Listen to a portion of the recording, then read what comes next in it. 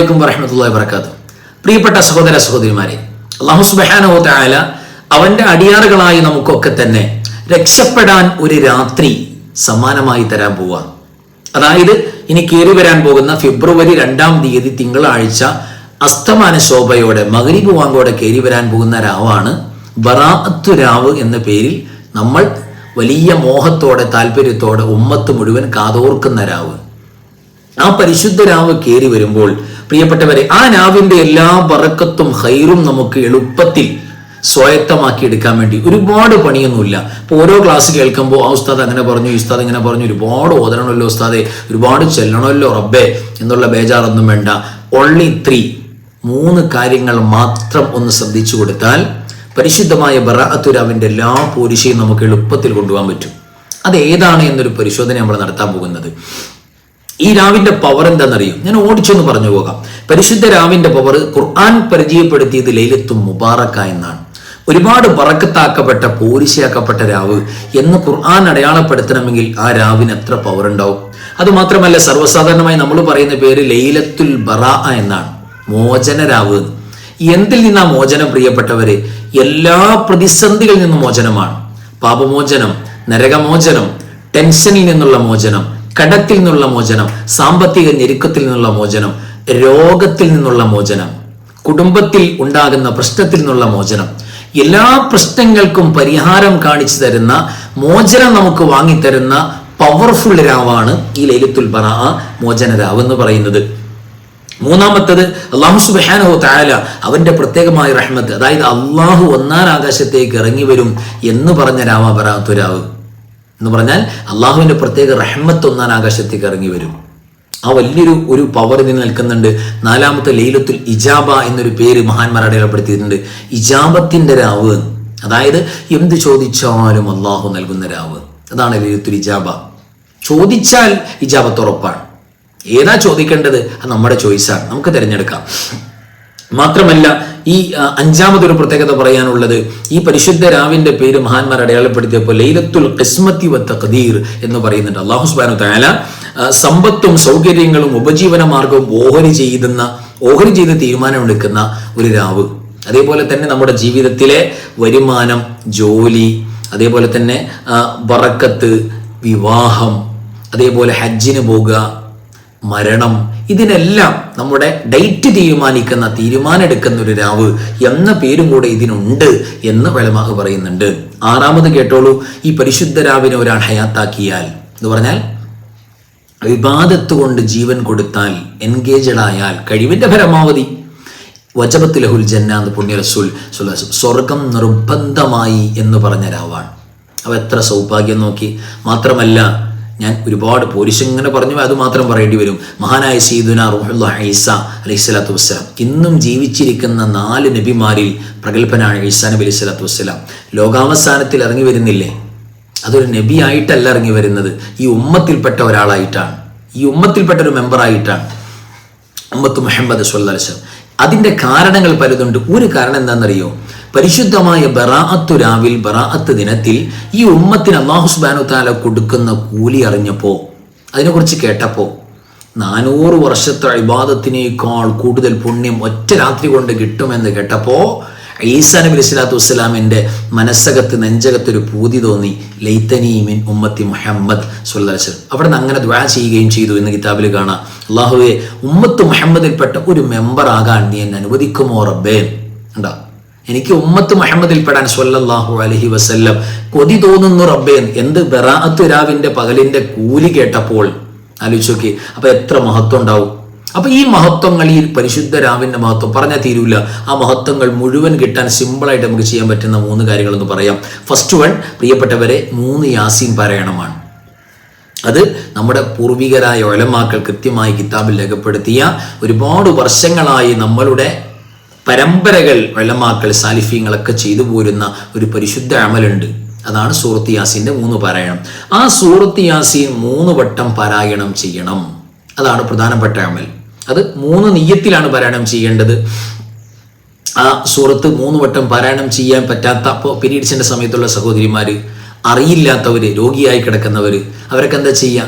അവർ ആ സ്വലാത്തിൽ, ആ പരിശുദ്ധമായ സൂറത്ത് യാസീനിൻ്റെ സ്ഥാനത്ത് ഒരു 100 സ്വലാത്ത് വീതം 100 സ്വലാത്ത്, അങ്ങനെ 3 നിയ്യത്തിൽ നമ്മൾ നിയ്യത്ത് പറയുമല്ലോ, അവിടെ സ്വലാത്ത് കൊണ്ട് എൻഗേജഡ് ആവുക. അത് ഏറ്റവും വലിയൊരു കാര്യമാണ്. അങ്ങനെ ഉപയോഗപ്പെടുത്താവുന്നതാണ്. കഴിയുന്നവർ അറിയുന്നവരൊക്കെ സൂറത്ത് യാസീൻ തന്നെ പാരായണം ചെയ്യണം. പിന്നെ മറ്റൊന്നുള്ളത് ദുആ ചെയ്യലാണ്. രണ്ടാമത്തെ വിഷയം ദുആ ചെയ്യാം. നമ്മൾ പറഞ്ഞല്ലോ ലൈലത്തുൽ ഇജാബ, ദുആ ചെയ്തോളൂ നിങ്ങൾ, ഞാൻ എന്ത് വേണമെങ്കിലും തരാമെന്ന് അള്ളാഹു പറയുന്ന രാവാണ്. അതുകൊണ്ട് തന്നെ ഇന്നല്ലാഹ യൻസിലു ഇലാ സമാഇ ദുനിയ, അള്ളാഹു സുബ്ഹാനഹു വ തആല 1-ാം ആകാശത്തേക്ക് ഇറങ്ങി വരും എന്ന് പറഞ്ഞാൽ അള്ളാഹുവിൻ്റെ റഹ്മത്ത്, ബറക്കത്ത്, ഇജാബത്ത് ഇറങ്ങി വരും. എന്നിട്ട് എന്നോട് ചോദിച്ചോളൂ, ഞാൻ തരാം എന്ന് അള്ളാഹു പ്രഖ്യാപിക്കുന്ന ഒരു പരിശുദ്ധമായ പ്രത്യേകത ഈ പരിശുദ്ധ രാവിനുണ്ട് എന്ന് പ്രിയപ്പെട്ടവരെ നമുക്ക് കാണാം. അപ്പോൾ അള്ളാഹു അവൻ്റെ റഹ്മത്ത് 1-ാം ആകാശത്ത് വന്നിട്ട് ചോദിക്കും, പാപങ്ങൾ ചെയ്ത ആളുകളുണ്ടോ? അത് 1 കോടി തെറ്റാണോ? ഒരു ജീവിതം ലൈഫ് മുഴുവൻ തെറ്റ് ചെയ്തവരാണോ? ഞാൻ പുറത്തു തരാം, എന്നോട് ചോദിച്ചാൽ മതി എന്ന് അള്ളാഹു വിളിച്ചു പറയുന്ന രാവാണ്. മാത്രമല്ല പ്രിയപ്പെട്ടവരെ, റിസ്ക്, ഉപജീവന മാർഗം, നിങ്ങളുടെ കച്ചവടം, നിങ്ങളുടെ ഇടപാട്, നിങ്ങൾക്ക് സാമ്പത്തികമായ ഡേറ്റ് ഫിറ്റ്, കടബാധ്യതകൾ ഉണ്ടോ? എന്നോട് കൽബ് തുറന്നു പറഞ്ഞോളൂ, സഹായിക്കാനുള്ള വാതിൽ ഞാൻ തുറന്നു തരാം എന്ന് അള്ളാഹു ഏറ്റു വിളിച്ചു പറയുന്ന രാവാണ് എന്ന് പരിശുദ്ധ റസൂൽ സ്വല്ലല്ലാഹു അലൈഹി വസല്ലം തങ്ങൾ പറയാണ്. അപ്പോൾ എല്ലാ പരിപാടിയും എന്തൊക്കെയാണോ നമ്മൾ ആഗ്രഹിക്കുന്നത്, അലാ മുബ്തലൻ, എന്തെങ്കിലും രോഗങ്ങൾ കൊണ്ട്, മാനസിക ഡിപ്രഷൻ, ടെൻഷൻ, മക്കളുടെ കാര്യത്തിലോ വീട്ടിലെ കുടുംബജീവിതത്തിൻ്റെ കാര്യത്തിലോ എന്തെങ്കിലും പ്രയാസങ്ങൾ നിങ്ങൾ അനുഭവിക്കുന്നുണ്ടോ, എന്നാൽ തീർച്ചയായും അൽഹംദുലില്ലാ അല്ലാഹു സുബ്ഹാനഹു വ തആല ആ പ്രയാസത്തിൽ നിന്ന് രോഗം മാറണോ, മാറ്റിത്തരാം, പ്രശ്നങ്ങൾ തീർക്കണോ, മാറ്റിത്തരാം എന്ന് അള്ളാഹു വിളിച്ചു പറയും. അപ്പോൾ ആ രാത്രി അങ്ങോട്ട് ചോദിച്ചാൽ മതി. വലിയ എഫക്റ്റാണ്. അലാ കഥാ വക്കഥാന്ന, നിങ്ങൾ എന്ത് ചോദിച്ചാലും ഞാൻ വീട്ടിത്തരാമെന്ന് അള്ളാഹു പറയും. അപ്പോൾ 2 കാര്യങ്ങളായി. ഒന്ന് യാസീൻ പാരായണം ചെയ്യൽ, മറ്റൊന്ന് ദുആ ചെയ്യൽ, മൂന്നാമത്തത് നോമ്പെടുക്കലാണ്. അതായത് തിങ്കളാഴ്ച മഗ്രിബ് വാങ്ങോടെ അസ്തമാന ശോഭയോടെ കയറി വരും ബറാത്തു രാവ്. ആ രാവിൽ തന്നെ നമ്മൾ നിയ്യത്ത് ചെയ്യുക. പിറ്റേ ദിവസം പകലിൽ നോമ്പുകാരാകാൻ വേണ്ടി നിയ്യത്ത് വെക്കുക. ആ നിയ്യത്ത് പ്രിയപ്പെട്ടവരെ നമ്മൾ സുമൂ നഹാറഹ. എങ്ങനെയാണ് നോമ്പ് വന്നത്? സാധാരണ ആളുകൾ, ചില ആളുകൾ പറയാറുണ്ട്, തൗഫീഖില്ലാത്ത ആളുകൾ, ഇത് പിടിക്കാനോ മറ്റുള്ളവർക്ക് പ്രചോദനം കൊടുക്കാനോ ഭാഗ്യമില്ലാത്ത ചില ആളുകൾ പറയും അത് ഏതോ മൊല്ലാക്കന്മാരുണ്ടാക്കിയ ഇടപാടാണ്. ഏത്? ബറാത്ത് നോമ്പേ. സുമൂ നഹാറഹ എന്ന് പരിശുദ്ധ റസൂലിൻ്റെ വാക്കാണ് സ്വല്ലല്ലാഹു അലൈഹി വസല്ലം. ഹദീസിൻ്റെ കിതാബിൽ കാണാം. ഒന്നും നമ്മുടെ വകയല്ല. അപ്പോൾ ബറാത്ത് നോമ്പ് ഒരാൾ എടുത്താൽ, ബറാത്തിൻ്റെ രാത്രി ഒരാൾ നന്മ കൊണ്ട് നിസ്കാരം കൊണ്ടൊക്കെ സജീവമാക്കിയാൽ 400 കൊല്ലത്തെ ഇബാദത്തിനേക്കാൾ മഹത്വം കിട്ടും എന്ന് പ്രിയപ്പെട്ടവരെ മഹത്തുക്കളായ ഉലമാക്കൾ, അമ്പിയാക്കളുടെ ചരിത്രങ്ങളൊക്കെ പറഞ്ഞിട്ട് വിശദീകരിച്ചിട്ടുണ്ട്. അപ്പോൾ കഴിവിൻ്റെ പരമാവധി ഈ 3 അമൽ മുടങ്ങാൻ നോക്കിയാൽ മതി. നമുക്ക് നോക്കാം. സൂറത്ത് യാസീൻ പാരായണം ചെയ്യുന്നവർ, 3 യാസീൻ നമ്മൾ ഓതാൻ കാത്തിരിക്കുകയാണ്. അവർ ശ്രദ്ധിക്കേണ്ട പ്രധാനപ്പെട്ട പോയിന്റുകൾ കേട്ടോളൂ പ്രിയപ്പെട്ടവരെ. ഒന്ന് നമ്മൾ നല്ല വൃത്തിയോടുകൂടെ, അദബോടെ, മര്യാദയോടുകൂടെ വുളൂ എടുത്തുകൊണ്ടുവന്ന് പരിശുദ്ധമായ മുസ്ഹഫ് തന്നെ എടുത്ത് അത് തന്നെ കയ്യിൽ തുറന്ന് പിടിച്ചോതണം. മുസ്ഹഫിൽ നോക്കി ഓതണം. അന്നെങ്കിലും നമ്മൾ ഈ ഒപ്പിക്കൽസ് ഉണ്ടല്ലോ, നമ്മൾ ഈ ഫോണിൽ നോക്കി ഓതുന്ന ഒരു ഒപ്പിക്കൽസ്, അത് നിർബന്ധ സാഹചര്യത്തിൽ ഇപ്പോൾ ഒന്നും എടുക്കാൻ പറ്റാതെ വന്നു, അല്ലെങ്കിൽ മുസ്ഹഫ് കിട്ടാനില്ലാത്തൊരു സാഹചര്യം വന്നു, അപ്പോൾ നമുക്കറിയില്ലാത്തൊരു ഭാഗം നോക്കി ഓതണം. അപ്പോൾ അള്ളാഹു ചെയ്തിരിക്കുന്ന ആ ഒരു സൗകര്യത്തെ നമ്മൾ മിസ്യൂസ് ചെയ്യരുത്, ദുരുപയോഗം ചെയ്യാൻ പാടില്ല. പരിശുദ്ധമായ മുസ്ഹഫ് നമ്മുടെ വീട്ടിൽ അനാഥമായിരിക്കുകയാണ്. ഒരുപക്ഷെ പെരതാമസത്തിൻ്റെ അന്ന് വീട്ടിലെ പ്രിയപ്പെട്ട ഉമ്മ മുകളിലെ ഷെൽഫിൽ ഇങ്ങനെ എങ്ങി നിന്നിട്ട് കയറ്റി വെച്ച മുസ്ഹഫ പിന്നെ തൊട്ടിട്ടില്ല, അതിങ്ങനെ പൊടി പിടിച്ചിരിക്കുകയാണ്. എൻ്റെ പ്രിയപ്പെട്ടവരെ, ഏറ്റവും ബറക്കത്ത് കേടാണ്. പിന്നെ പള്ളിയിൽ സഹോദരന്മാർ തിങ്ങി നിറയുമല്ലോ ബറാത്തിരാവിൻ്റെ അന്ന്. ഷെൽഫിൽ ആയിരക്കണക്കിന് മുസ്ഹഫ് ഇരിക്കുകയാണ്. പക്ഷെ അതിൻ്റെ താഴ്ഭാഗത്ത് നിന്നിട്ട് ഫോണിൽ ഇങ്ങനെ തടയുന്ന ഒരവസ്ഥ ഉണ്ടാകാനേ പാടില്ല. അന്ന് നമ്മൾ മൊബൈൽ ഫോൺ യൂസ് ചെയ്യാൻ തന്നെ പാടില്ല ഖുർആൻ ഓതാൻ. മുസ്ഹഫ് കാരണം ഒരുപാട് പുണ്യം അതുകൊണ്ട് കിട്ടുന്നുണ്ട്. മുസ്ഹഫിൽ നോക്കി ഓതുമ്പോൾ ഒരു യാസീൻ ഓതുന്നതിന് 7 യാസീൻ ഓതിയ കൂലിയാണ്. ഒരു യാസീൻ ഓതുന്നതിന് 12 ഖത്തം ഓതിയ കൂലിയാണ്. ശരിക്കും ശ്രദ്ധിക്കണം കേട്ടോ, കാതിലൂടെ കൽബിലേക്ക് കയറണം. ഒരു യാസീൻ ഒരാൾ കാണാതെ ഓതുന്നു, ഒരാൾ കണ്ടോതുന്നു. പ്രതിഫല വ്യത്യാസം എന്താ? ഒരാൾ കണ്ടു നോക്കി ഓതിയ ആൾക്ക് 7 യാസീൻ്റെ പ്രതിഫലമാണ്. ഒരു യാസീന് 12 ഖത്തം ഓതി പ്രതിഫലമാണ്. അപ്പോൾ 12 × 7 എത്ര കണക്കൂട്ടി നോക്ക്, എത്ര ഖത്തമിൻ്റെ കൂലിയാ ആ ബറാത്തു രാവിൽ നമ്മുടെ നന്മയുടെ റെക്കാർഡിൽ കയറാൻ പോകുന്നത്. മാത്രമല്ല മുസ്ഹഫ് എടുക്കൽ പുണ്യമാണ്, ഭയങ്കര കൂലിയാണ്. അത് ചുംബിക്കൽ പുണ്യമാണ്. ഈ പുണ്യങ്ങളൊന്നും നമുക്ക് ഫോണിൽ കിട്ടുന്ന ഇടപാടല്ല. അപ്പോൾ മുസ്ഹഫ് തന്നെ എടുത്ത് നോക്കി ഓതാൻ വേണ്ടി നമ്മൾ ശ്രമിക്കണം എന്ന് പ്രിയപ്പെട്ടവരെ ഓർമ്മപ്പെടുത്തുകയാണ്. അപ്പോൾ അന്നത്തെ ദിവസം ഫോണൊന്ന് നീക്കി വെക്കാം. പിന്നെ രണ്ടാമത്തെ കാര്യം, യാസീൻ ഓതുമ്പോൾ തെറ്റുകൂടാതെ ഓതണം. നമ്മൾ നിർബന്ധമായി തീർക്കാൻ വേണ്ടി 3 യാസീൻ ഓതണമല്ല. കടകടാന്ന് ഓതരുത്, ചടപടാന്ന് ഓതരുത്. അള്ളാന്റെ കലാമാണ്. വറത്തിലിൽ ഖുർആനെ തർത്തീല.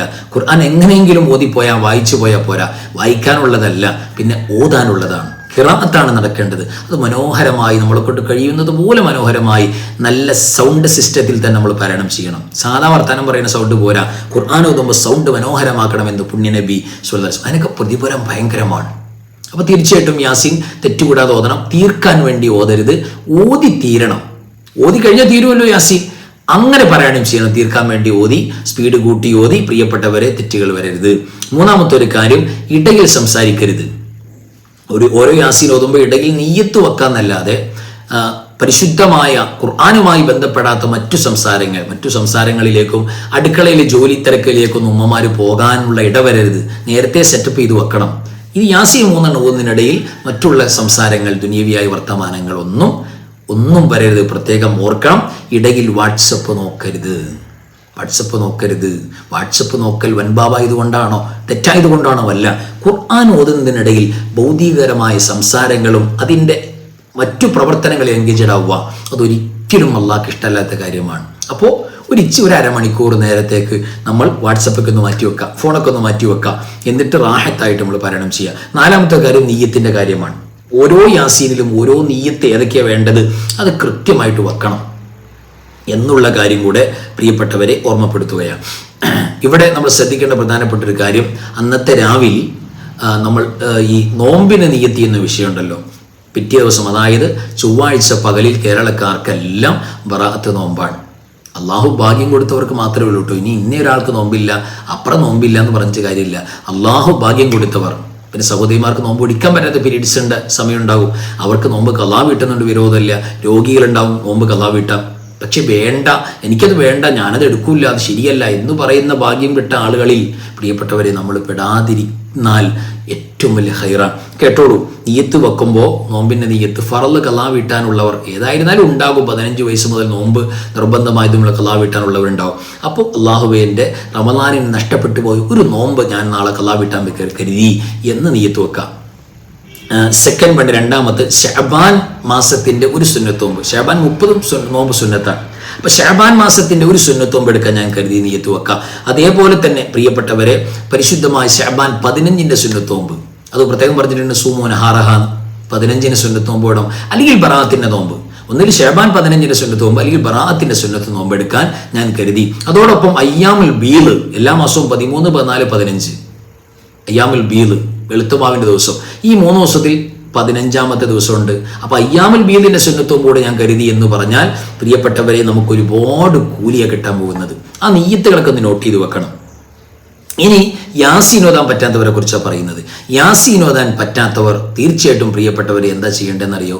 യാസീൻ ഓതാൻ പറ്റാത്ത ആളുകൾ ഇപ്പോൾ അറിയില്ലാത്തവരുണ്ടെങ്കിൽ യാസീൻ ഓതാൻ നിൽക്കണ്ട. നമുക്ക് അത്യാവശ്യം തപ്പിത്തടഞ്ഞ് ഓതാൻ പറ്റുമെങ്കിൽ ജസ്റ്റ് അറിയാം, നമ്മൾ ശ്രദ്ധിച്ചാൽ ഓതാൻ പറ്റും. അവർ ഓതിയാൽ അവർക്ക് ഒരു യാസീൻ ഓതുമ്പോൾ ഇരട്ട കൂലി കിട്ടും. ആ പ്രയാസപ്പെട്ട് ഓതുന്നതിൻ്റെ കൂലി. തീരെ ഓതാൻ അറിയില്ലാത്ത ആളുകൾ യാസീനുമായിട്ട് ബന്ധപ്പെടാൻ പറ്റൂലല്ലോ. പിന്നെ ചില ഉമ്മമാർ ചോദിച്ചു, ഉസ്താദെ മലയാളത്തിൽ യാസീൻ വൽ ഖുർആനിൽ ഹക്കീം എന്ന് മലയാളത്തിൽ ഇങ്ങനെ എഴുതി വച്ചിരിക്കുന്ന പിന്നെ സബീനയുണ്ട് ഞങ്ങളുടെ കയ്യിൽ, അത് നോക്കി ഓതിയപ്പോൾ ഹറാമാണ്. അതങ്ങനെ എഴുതലും അത് നോക്കി ഓതലൊക്കെ ഹറാമാണ്. നമുക്ക് അങ്ങനെയുള്ള വലിയ തിന്മയിലേക്കൊന്നും നമ്മൾ പോകണ്ട, പരിശുദ്ധരാവല്ലേ. അപ്പോൾ യാസീൻ ഓതാൻ അറിയാത്തവരും യാസീൻ ഓതാൻ പറ്റാത്ത പീരീഡ്സിൻ്റെ മൂവ്മെൻറ്റിലുള്ള സഹോദരിമാരും ഒരു വിഷമവും വിചാരിക്കേണ്ട. നമ്മൾ ചെയ്യേണ്ട പണി എന്താണെന്നറിയോ? ഓരോ യാസീനിൻ്റെ നിയ്യത്തുണ്ടല്ലോ, ആ നിയ്യത്തിന് നമ്മൾ എന്ത് ചെയ്യുക? ഒരു 100 സ്വലാത്ത് എടുക്കുക. ഏതെങ്കിലും സ്വലാത്ത് നമുക്കറിയാവുന്ന സ്വല്ലല്ലാഹു അലാ മുഹമ്മദ് സ്വല്ലല്ലാഹു അലൈഹി വസല്ലം മതി. ഒരു 100 സ്വലാത്ത്. അപ്പോൾ ആദ്യത്തെ യാസീൻ ഓതുമ്പോൾ നമ്മൾ വെക്കേണ്ട നിയ്യത്ത്, അല്ലെങ്കിൽ നമ്മൾ ഈ സ്വലാത്ത് ചൊല്ലുമ്പോൾ വെക്കേണ്ട നിയ്യത്ത് എന്താ? അള്ളാഹു എനിക്കും എൻ്റെ മുഹബ്ബീങ്ങൾക്കും എൻ്റെ വേണ്ടപ്പെട്ടവർക്കും ആഫിയത്തോടു കൂടെയുള്ള ദീർഘായുസ്, അതിന് വേണ്ടിയിട്ടാണ് ഞാൻ യാസീൻ ഓതുക. അല്ലെങ്കിൽ സ്വലാത്ത് ഏതാ ചൊല്ലുന്നത്? സ്വലാത്ത്, ആ നിയ്യത്ത് വെക്കുക. രണ്ടാമത്തതോ, എനിക്കും എൻ്റെ മുഹബ്ബീങ്ങൾ എൻ്റെ വേണ്ടപ്പെട്ടവർക്കും റിസ്ക് ഉപജീവന മാർഗം, ഭക്ഷണ വിശാലതയല്ല, നമ്മൾ അത്യാവശ്യം കഴിച്ച് കൊളസ്ട്രോളും ഷുഗറും പ്രഷറൊക്കെ ഉണ്ട്. ഇനി വിശാലതയില്ല നമ്മൾ ചോദിക്കുന്നത്.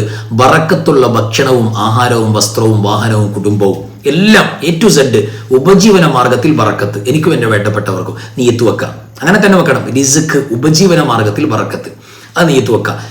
എന്നിട്ട് യാസീൻ ഓതുന്നവർ അങ്ങനെ ഓതുക. സ്വലാത്തു ഇല്ലണ്ടവർ 100 സ്വലാത്തു ഇല്ല. പിന്നെ മൂന്നാമത്തതോ ആഖിബത്ത് നന്നായി ഈമാൻ സലാമത്തായി മരിക്കണം, നീയത്ത് വെക്കുക, യാസീൻ ഓതുക. പിന്നെ സ്വലാത്തു ഇല്ലെന്നവരോ ആ സ്വലാത്ത് അങ്ങോട്ട് ചൊല്ല 100 സ്വലാത്തു ഇല്ല, ഈമാൻ സലാമത്തായി മരിക്കണം. അക്കൂട്ടത്തിൽ സ്വലാത്തു ഇല്ലെന്നവരും അല്ലെങ്കിൽ യാസീൻ ഓതുന്നവരും എന്ത് ചെയ്യാം, മരിച്ചുപോയ ആളുകൾക്ക് കൂടെ പ്രതിഫലം മനസ്സിൽ നീയത്തുകയുണ്ട്. അൽഹംദുലില്ലാ. പാരായണം ചെയ്താൽ വല്ലാത്ത പ്രതിഫലമാണ്.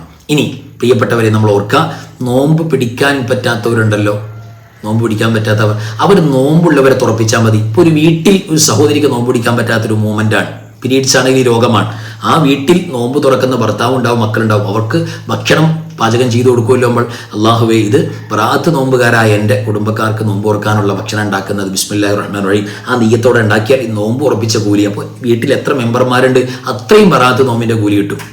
ഇനി മാത്രമല്ല, നോമ്പ് പിടിക്കാൻ പറ്റാത്ത ആളുകൾ, നോമ്പ് അത് പിടിക്കാൻ പറ്റിയില്ല, ദിവസം നമുക്ക് രോഗമായിരുന്നു അല്ലെങ്കിൽ ഹോസ്പിറ്റൽ കേസൊക്കെ വന്നുപോയി, സാധിച്ചില്ല, നോമ്പ് ഖളാ വീട്ടിയാൽ മതി. അള്ളാഹുവെ, ബറാഅത്ത് നോമ്പ് ശഅബാൻ 15 നോമ്പ് പിടിക്കാൻ പറ്റിയില്ല, ഞാൻ ഖളാ വീട്ടാൻ ഉദ്ദേശിച്ചു, വേറെ ദിവസം ഖളാ വീട്ടാവുന്നതാണ്, അതും വിരോധമില്ല എന്നുകൂടെ പ്രിയപ്പെട്ടവരെ ഓർമ്മപ്പെടുത്തുകയാണ്. അപ്പോൾ അൽഹംദുലില്ലാ, നമ്മൾ അത്യാവശ്യം ബറാഅത്തു രാവുമായി ബന്ധപ്പെട്ട് അതിൻ്റെ പോരിശുകളൊക്കെ കിട്ടാൻ നിർബന്ധമായി ശ്രദ്ധിച്ചിരിക്കേണ്ട, സിമ്പിളായിട്ട് എൻ്റെ കൂലി കിട്ടാൻ 3 അമലുകൾ പറഞ്ഞു. യാസീനോത്ത് പറഞ്ഞു, ദുആ പറഞ്ഞു, നമ്മുടെ നോമ്പിൻ്റെ കാര്യവും പറഞ്ഞു.